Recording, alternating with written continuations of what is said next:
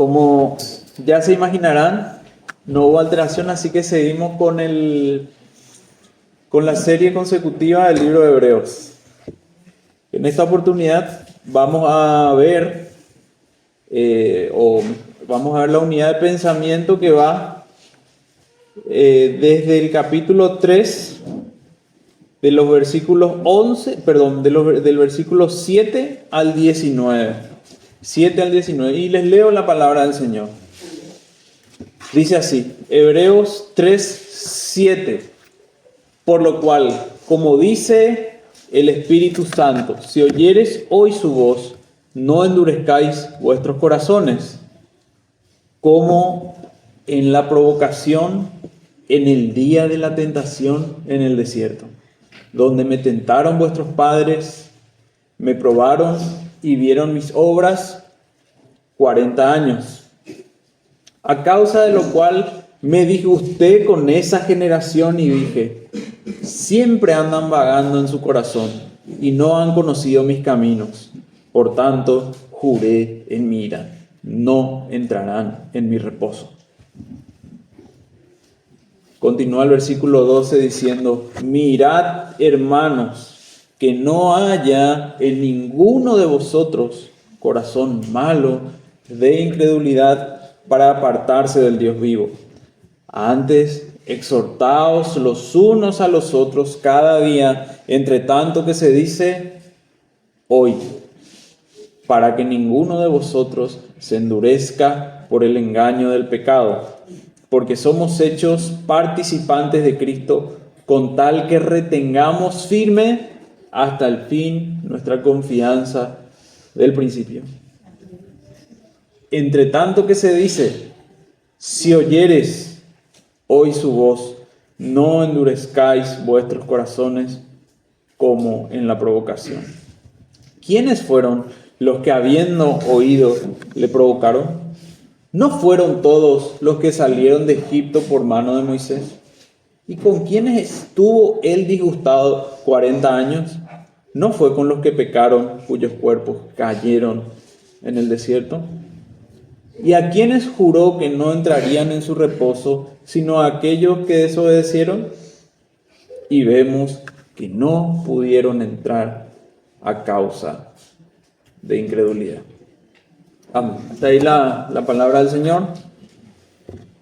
Y para mayor facilidad, este pasaje podemos tenerlo por una exhortación contra la incredulidad. Ya en el capítulo 2 del libro de Hebreos, claramente ya el escritor, luego de hablar de la superioridad de Cristo, la superioridad del Hijo sobre los ángeles, sobre los profetas, advirtió con mucho celo en el capítulo 2:1, por tanto es necesario que con más diligencia atendamos a las cosas que hemos oído, no sea que nos deslicemos, es decir, que nos desviemos, que nos apartemos, que dejemos la fe, que dejemos el camino del Señor. A eso apunta la exhortación. Eso busca evitar que no nos deslicemos.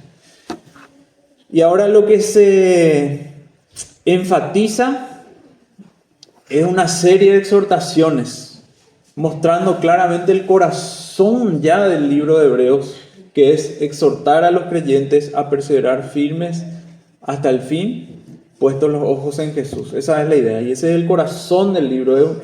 Es por eso que en el texto, ya al final, en el capítulo 13, habla de que 13:22 dice, os ruego, hermanos, que soportéis la palabra de exhortación, pues os he escrito brevemente. En otras palabras, el escritor a los hebreos describe que esta es una breve exhortación. ¿Y a qué exhorta? A la perseverancia en fe.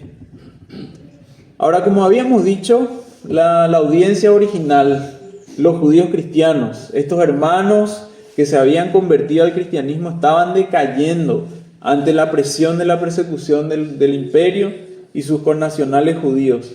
Y entonces para animarles y que se despierten y se sacudan y dejen de dormirse en la corriente que les estaba destruyendo, el escritor usa ¿qué cosa? La mismísima voz de Dios hecho texto. Esa voz de Dios que da vida e inclusive resucita muertos. Esa voz que trae el mensaje de salvación al cual todo hombre debe abrir su corazón. La palabra de Dios viva y eficaz.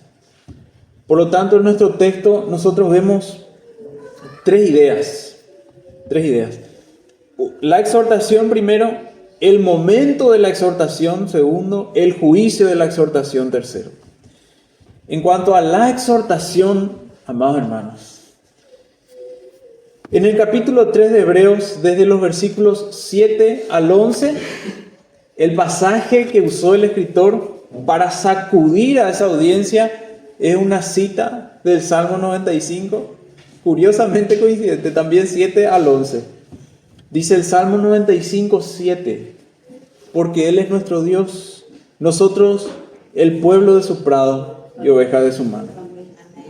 Si oyeres hoy su voz, no endurezcáis vuestro corazón como en Meriba, como en el día de Masá, en el desierto, donde me tentaron vuestros padres, me probaron y vieron mis obras. 40 años estuve disgustado con la nación y dije, pueblo es que divaga de corazón y no han conocido mis caminos. Por tanto, juré en mi furor que no entrarían en mi reposo. Y aquí también el salmista estaba también recordando algo. Estaba recordando que el pueblo de Dios, Israel, endureció su corazón y no respondió con fe. Bueno, pero ¿qué hicieron los israelitas? ¿Qué fue lo que pasó? Éxodo capítulo 17. Éxodo capítulo 17, 1. Si puede seguirme, muy bien. Y si no, leo para usted. Toda la congregación de los hijos de Israel partió del desierto de Sin por sus jornadas, dice el versículo 1. Conforme al mandamiento de Jehová, y acamparon en Refidim, y no había agua para que el pueblo bebiese. Y altercó el pueblo con Moisés y dijeron, danos agua para que bebamos. Y Moisés les dijo, ¿por qué altercáis conmigo? ¿Por qué tentáis a Jehová? Así que el pueblo tuvo allí sed y murmuró contra Moisés y dijo, ¿por qué nos hiciste subir de Egipto para matarnos de sed a nosotros, a nuestros hijos y a nuestros ganados? Entonces clamó Moisés a Jehová diciendo, ¿qué haré con este pueblo? De aquí a un poco me apedrearán. Imagínense, ellos vieron las obras del Señor, pero su corazón se endureció. Su corazón se endureció. Ellos a Moisés le tenían como profeta. Ellos sabían que Moisés tenía detrás a Dios y delante al pueblo comunicando el mensaje de Dios. Pero ¿qué pasó? Ellos actuaron con dureza. Y estos pasajes del Antiguo Testamento muestran un patrón, muestran así como un hilito, como una escalera, esto es, que va a la decadencia espiritual. La incredulidad, la negligencia, la desobediencia, el endurecimiento y el abismo final que es la apostasía, el apartarse del Dios vivo. Y en este pasaje de Hebreos el escritor nos recuerda, bueno, tanto a su audiencia original como por extensión a todos los creyentes, recuerda la obstinación de un pueblo endurecido que murió en el desierto y a quienes se les negó la entrada a la tierra prometida. Dios nos exhorta a aferrarnos con todo a la esperanza, como miembros de la casa de Dios, que es conformado por esas piedras vivas que son los creyentes. No podemos con incredulidad darle la espalda a Cristo, porque apartarse de Cristo es renegar de Dios. Y esto, hermanos, es lo que hacían estos que se estaban apartando del pueblo. No, bueno, sí, Cristo sí, pero de a poco se iban deslizando hasta que después ya hacían nuevamente sacrificios en el templo, teniendo por inmunda la sangre del pacto, ya dejaban de congregarse. No, pero si la misma Biblia, las escrituras son inspiradas, vamos nomás ya a la Torá, y la Torá nomás lo ya. Bueno, y así se iban alejando y alejando para volver al judaísmo, perdiendo el norte que es Cristo, perdiendo aquel a quien todo el Antiguo Testamento apuntaba que era Cristo. Imagínense, y estaban renegando a Cristo y por ende estaban renegando a Dios. Ahora, para nosotros, la experiencia de los israelitas rebeldes nos tiene que servir de advertencia de que no tiene que ser tomado a la ligera.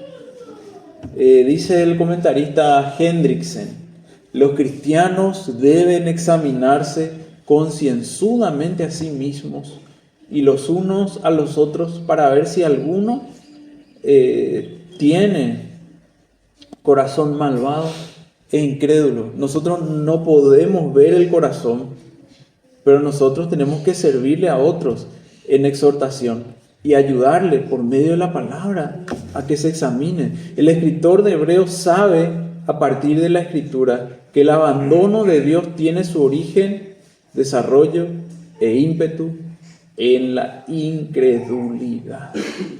Ahí está. Ahí está. La incredulidad caracterizada por la desconfianza en Dios. Es decir, que la persona ya no cree lo que Dios dice, que la persona incrédula ya no está creyendo lo que Dios es. Se caracteriza por eso, entonces, por una desconfianza en Dios.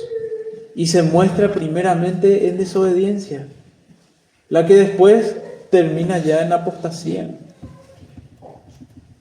Y me gusta mucho el versículo 12, cómo continúa el escritor a los hebreos diciendo: mirad, hermanos, que no haya en ninguno de vosotros corazón malo de incredulidad para apartarse del Dios vivo. Este espíritu tan fraternal y de cuidado con aquel que está en el cuerpo de Cristo, pero corre peligro. Mirad, hermanos, examine su corazón. Pueblo de Dios, examine su corazón. ¿Será que usted no está teniendo signos de incredulidad? Hermano, la apostasía no es otra cosa que apartarte nada más y nada menos del Dios vivo. Y eso es lo peor que te puede pasar. Lo peor es peor aún, y me puedo tomar este riesgo libremente. Es peor de que te agarre una enfermedad y te mate. O de que, no sé, te choque un auto y te mate. Peor que cualquier cosa que a uno le puede pasar. ¿Sabes por qué? Porque es la única fuente de esperanza, pues, Cristo. Y que es superior a todo. No hay otro nombre en el cual se pueda ser salvo. No hay otra fuente de esperanza, de vigor, de vida. Jamás. Si sos creyente, si morís en Cristo, en comunión con Él, cualquier cosa que te pase va a redundar en tu bien. Porque a los que aman a Dios, todas las cosas le ayudan a bien. Pero apartarte del Dios vivo, eso es lo peor. Aunque vivas la más plena de todas las vidas debajo del sol, lo peor que te puede pasar es apartarte del Dios vivo, porque ya no hay, a la luz de la eternidad no hay ninguna esperanza. Y hay un tiempo. Y la exhortación considera también un tiempo y un momento. Y ese es el segundo encabezado, el tiempo de la exhortación. ¿Cuándo?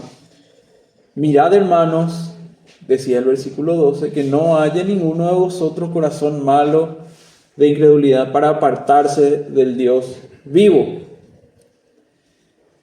Y las señales de la apostasía son el endurecimiento, pero también la incapacidad de arrepentirse.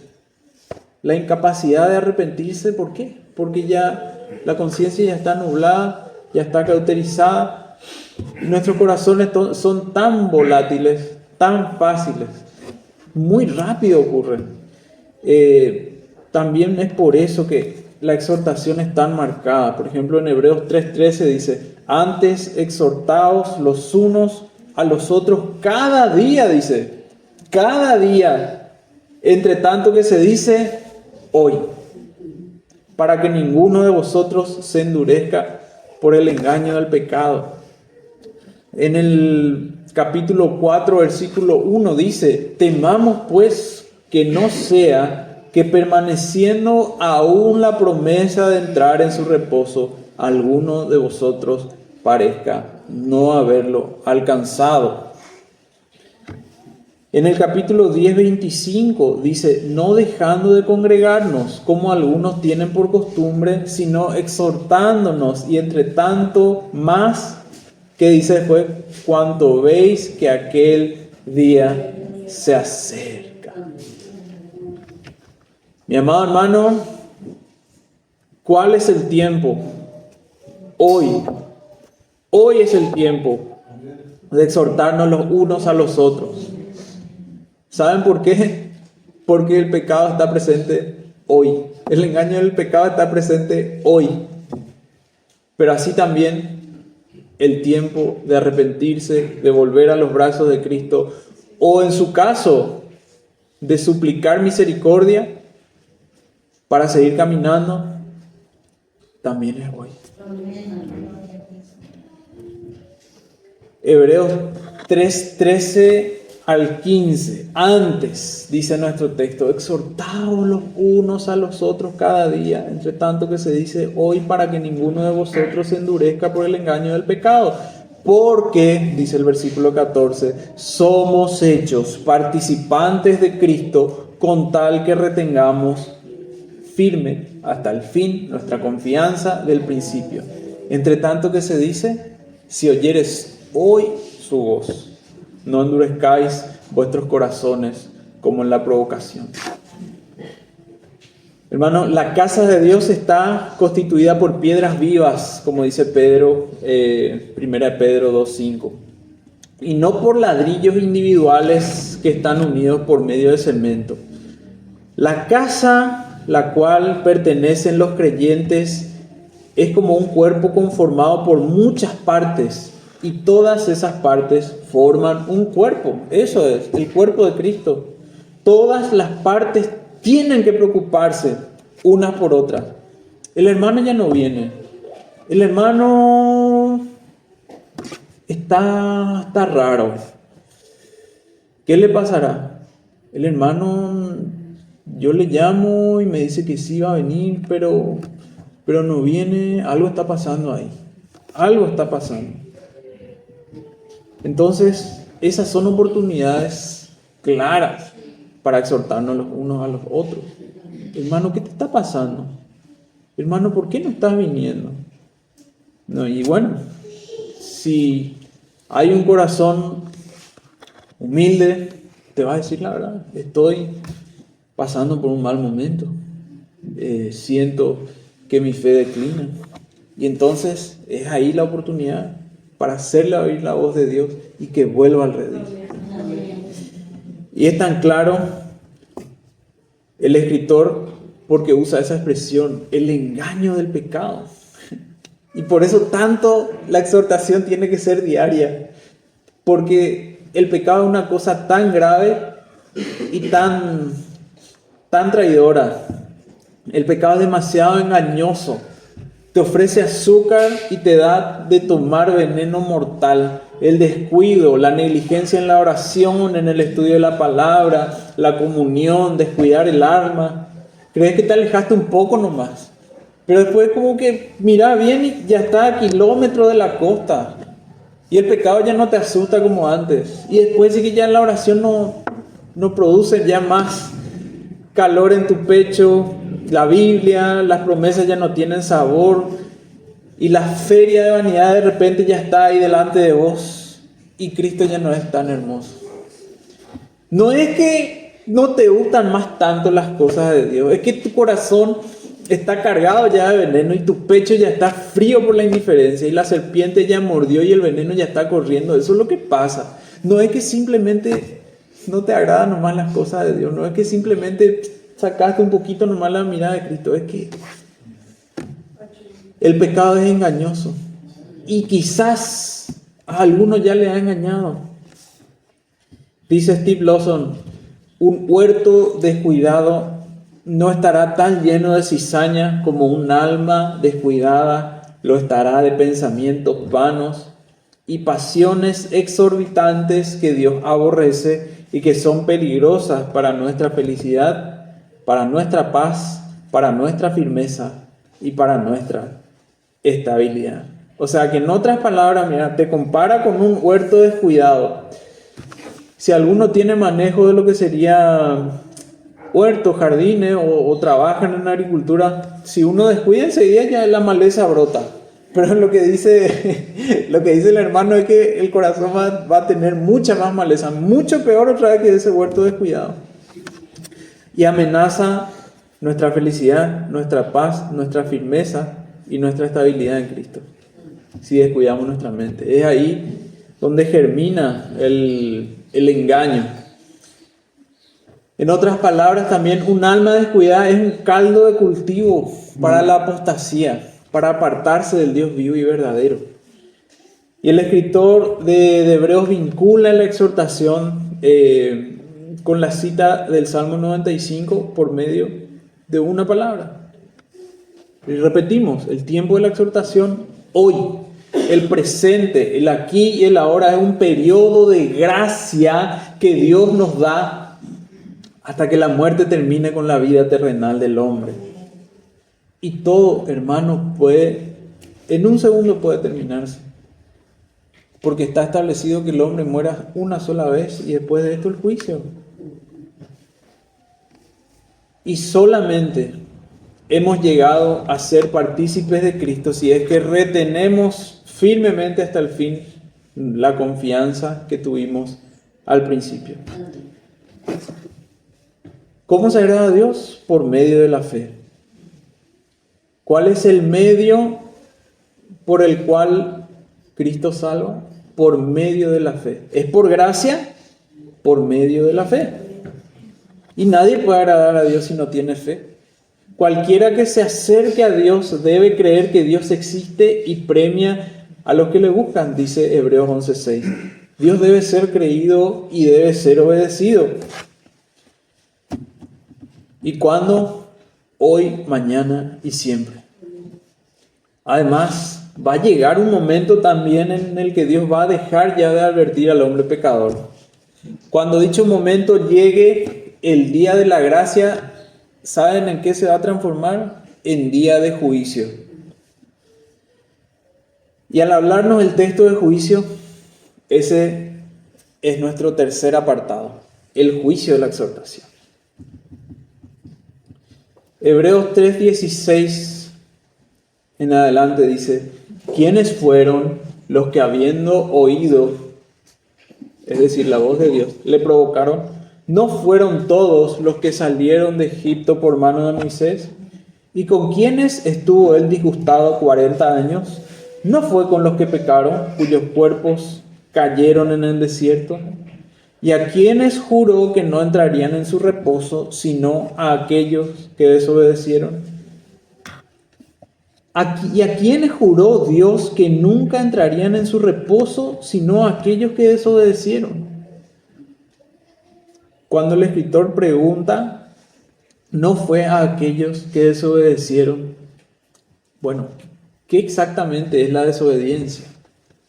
La desobediencia es la negativa en este contexto de oír la voz de Dios y es un rehusar obstinado a actuar en respuesta a dicha voz. Y no es que la desobediencia es simplemente falta de acatar nomás ciertas cosas, no es simplemente la falta de obediencia, es más bien una negativa a obedecer. Es como una mula que se retoba o como un toro que patea contra el aguijón. De eso se trata, activo, no es simplemente pasivo de estar nomás ahí, escucharlo, no. Es realmente tomar partido y negarse a obedecer, cerrar el oído, endurecer el corazón. Para tener una idea, Números capítulo 25. ¿Se acuerdan que habíamos hablado de que esto es como una escalerita? Bueno, Vamos a ver ahora el abismo. Números capítulo 25, 1 al 2. Moraba Israel en Sittim, y el pueblo empezó a fornicar con las hijas de Moab, las cuales invitaban al pueblo a los sacrificios de sus dioses. Y el pueblo comió y se inclinó a sus dioses. Hermano, el corazón del pueblo tenía ese patrón. Incredulidad, fue incrédulo. Negligencia, fue negligente a la voz de Dios. Después ya fue desobediente. Después ya se endureció. Y finalmente la apostasía, adorando dioses falsos, apartándose del Dios vivo. Eso fue lo que pasó. Y bueno, ¿y cuál es el resultado final de todo esto? En nuestro texto, en nuestra exhortación, se habla de juicio. Y ese es el juicio de la exhortación. El resultado que está en el versículo 19. Así vemos que no pudieron entrar a causa de su incredulidad. Para terminar, lo que sería la explicación de estos versículos, el escritor manifiesta que los israelitas rebeldes se detuvieron y les usó como un ejemplo que no es para copiarle. No es para copiarle. Ellos perecieron en el desierto a causa de su incredulidad, que es el pecado de desafiar abiertamente a Dios, negándose a creer y mostrando desobediencia. No entraron al reposo, no fueron al cielo. La incredulidad es la raíz del pecado de provocar a Dios. La incredulidad le roba a Dios su gloria y le roba también al incrédulo el privilegio de la bendición de Dios. ¿Por qué? Porque solamente por la fe uno puede entrar a la tierra prometida. Solamente por la fe uno puede morar en los verdes pastos del Edén restaurado. Pero la desobediencia le roba al incrédulo la bendición de Dios, porque destruye, o mejor dicho, evita ese único medio. Y debido a la incredulidad, el hombre rebelde no tiene la entrada prevista para quienes, para las piedras vivas, para los miembros de la casa de Dios. Ellos sí, auténticos, genuinos. ¿Y qué es lo contrario a esta desobediencia que tan enfáticamente se condena? ¿Qué es lo contrario? Retener firme hasta el fin la confianza y el gloriarnos en la esperanza en Cristo, el superior a los ángeles, el autor de la salvación, nuestro reposo, el sumo sacerdote, el mediador de un nuevo pacto, cuyo sacrificio quita el pecado, el objeto de nuestra fe y en quien tenemos que tener puestos los ojos. Eso es lo contrario. En Cristo hay que creer. Y nuestra salvación, amado hermano, es de suma importancia y no debe nunca tomarse a la ligera. Debemos prestarle atención a las advertencias que nos hace llegar el escritor a los hebreos. Si oyes hoy su voz, no endurezcas tu corazón. Arrepiéntete y cree en el autor de la salvación. Corre a Cristo de nuevo y cuantas veces haga falta, amigo. Si tenés que llorar, llorá. Si tenés que abandonar cosas, abandoná. Dejá todo atrás. Pero solamente Cristo es aquel que vale la pena seguir. No hay nada fuera de él. No tiene sentido mirar atrás. Los israelitas se acordaron de Egipto, pero no se acordaron de la esclavitud. Simplemente por cosas sumamente banales. Un signo de incredulidad es que el deslizamiento se produce porque te estás mirando a vos mismo. Moisés, acá nosotros no tenemos agua. Eso es porque vos estás mirando a vos mismo. Pero nosotros estamos llamados a vivir para Cristo y a morir para Cristo. Y eso es muy bueno porque Dios y Cristo es la única fuente de vida. Ahora, hay otra cuestión. Hay otra cuestión que es velar por aquel que está al lado, por tu hermano. Somos un cuerpo. Amarle a tu hermano, sacarle de las brasas, sacudirle de su indiferencia si está con indiferencia, predicarle el evangelio de nuevo si hace falta. Que no se aparte del Dios vivo. Ahora, parece muy desafiante, yo sé que el corazón de algunos se pudo haber cargado, inclusive con temor, con miedo, y en un sentido sí. Tenemos que tener ese temor santo de velar por nuestro corazón. Sobre toda cosa guardada, guarda tu corazón porque de él mana la vida. Sin embargo, no estamos solos. La obra es de Dios. Mis ovejas oyen mi voz y me siguen, y no perecerán jamás, y nadie las arrebatará de mi mano. Mi Padre que me las dio es mayor que todos, y nadie las arrebatará de las manos de mi Padre. El engaño del pecado existe, es cierto, pero hay medios para repelerlo, y hay un gran Dios de victoria y poder sobre el pecado. Hay un gran Dios de victoria y poder sobre la semillita de la incredulidad que muchas veces puede intentar germinar en el corazón del creyente, pero no. Dios es más, Dios es poderoso. Y acuérdese de esa esperanza. Y la lucha no es para siempre. Se exhorta hoy. Si oyeres hoy su voz, no endurezcáis vuestro corazón. Pero si hay perseverancia en el camino del Señor, en dependencia de su gracia y del Santo Espíritu, si hay perseverancia hasta el fin, vas a ver la gloria del Salvador, esa gloriosa esperanza, vida eterna. El que oye mi palabra y cree al que me envió, tiene vida eterna y no perecerá jamás. No vendrá condenación, mas ha pasado de muerte a vida. Por una parte está la exhortación a evitar la incredulidad, el corazón malo, el deslizamiento. Pero ¿cómo lo hago? Mirando a Cristo, mirando sus llagas por las cuales he sido curado, mirando o recordando las actas que me eran contrarias y que se han anulado en la cruz, mirando que Él es la justicia perfecta, completamente satisfecha, que Él pagó mi culpa y que Él está a la diestra del Padre sentado y que sus santos ángeles custodian a los suyos. Eso nosotros tenemos que mirar y eso va a avivar el corazón.